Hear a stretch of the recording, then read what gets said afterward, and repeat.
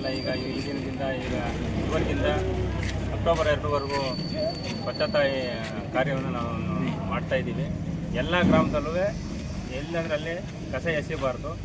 ಅಲ್ಲಿ ವಾಹನಗಳು ಬರ್ತವೆ, ಆ ವಾಹನಗಳ ಮೂಲಕ ನೀವು ಹಾಕ್ಬೇಕಾಗ್ತದೆ. ಪ್ಲಾಸ್ಟಿಕ್ ಎಲ್ಲಂದ್ರಲ್ಲಿ ಎಸಿಬೇಡಿ.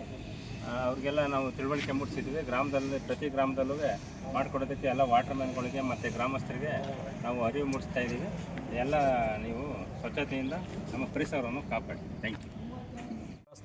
ರಸ್ತೆ ಅಕ್ಕಪಕ್ಕ ನಮ್ಮ ಚರಂಡಿಗಳನ್ನು ಸ್ವಚ್ಛಗೊಳಿಸೋದು, ಅವುಗಳ ಬಗ್ಗೆ ಎಲ್ಲ ಅರಿವು, ಅದರ ಸ್ವಚ್ಛತೆ ಬಗ್ಗೆ ಅರಿವು ಮೂಡಿಸೋದು. ಈ ಕಾರ್ಯಕ್ರಮದಲ್ಲಿ ನಾವು ಶೌಚಾಲಯ ಬಳಸಿ ಉತ್ತಮ ಆರೋಗ್ಯಕ್ಕೆ ಸ್ವಚ್ಛತೆಯೇ ಸೋಪಾನ. ಸ್ವಚ್ಛತೆ ಎಲ್ಲಿದೆಯೋ ಅಲ್ಲಿದೆ ಆರೋಗ್ಯ. ನಾನು ರಾಷ್ಟ್ರಪಿತ ಮಹಾತ್ಮ ಗಾಂಧೀಜಿಯವರ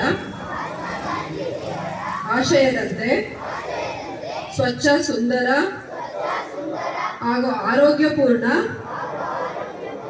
ಭಾರತವನ್ನು ನಿರ್ಮಿಸಲು ನನ್ನನ್ನು ಸಂಪೂರ್ಣವಾಗಿ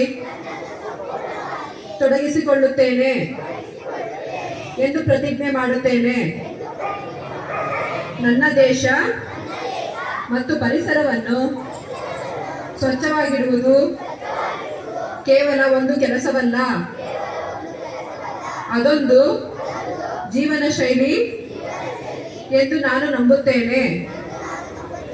ನಾನು ಯಾವುದೇ ಕಾರಣಕ್ಕೂ ಸಾರ್ವಜನಿಕ ಸ್ಥಳಗಳಲ್ಲಿ, ರಸ್ತೆಗಳಲ್ಲಿ ಅಥವಾ ತೆರೆದ ಚರಂಡಿಗಳಲ್ಲಿ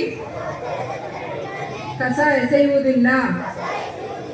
ನಾನು ನಮ್ಮ ಮನೆಯ ತ್ಯಾಜ್ಯವನ್ನು ಒಣಕಸ ಮತ್ತು ಹಸಿ ಕಸಗಳನ್ನಾಗಿ ವಿಂಗಡಿಸಿ ಸೂಕ್ತ ರೀತಿಯಲ್ಲಿ ವಿಲೇವಾರಿ ಮಾಡುತ್ತೇನೆ.